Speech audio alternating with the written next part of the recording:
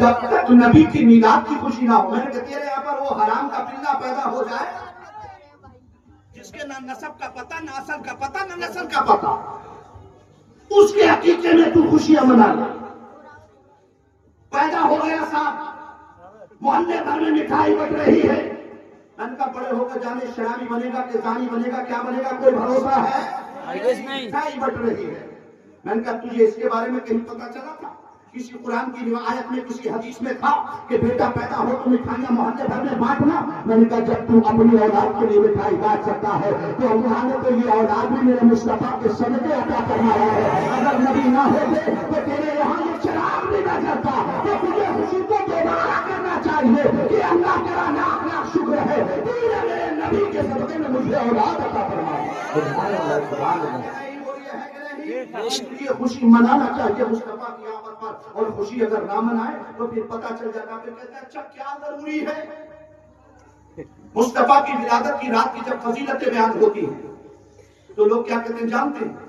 کہتے ہیں چلو ٹھیک ہے، مان لیا نبی جس رات پیدا ہوئے اللہ نے اتنا فضل و کرم فرمایا کہ ساری دنیا میں روشنی پھیل گئی، ساری دنیا میں بہاریں، ٹھنڈی ہوائیں چلنے لگی. اللہ نے مصطفیٰ کے صدقے میں جس دن مصطفیٰ پیدا ہوئے، جس سال نبی پیدا ہوئے، اللہ نے ہر عورت کو بیٹا ہی عطا فرمایا،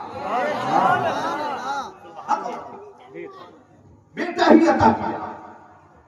ہوائیں آئیں، قحط ختم ہو گئے، برساتیں ہونے لگی، جانوروں کے پھلوں میں دودھ آ گیا.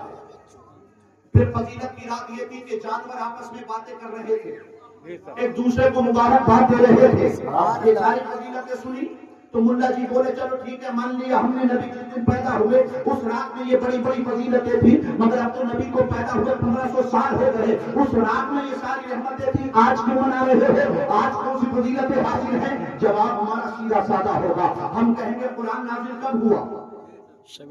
جب نبی دنیا میں ظاہری طور پر تبھی قرآن نازل ہوا نا. نبی کو آئے 1500 سال ہو گئے، قرآن کو نازل ہوئے 1450 سال ہو گئے کہ نہیں ہو گئے؟ 1450 سال ہو گئے. لیکن عزیزان گرامی یہ بھی قرآن اتر رہا ہے کیا؟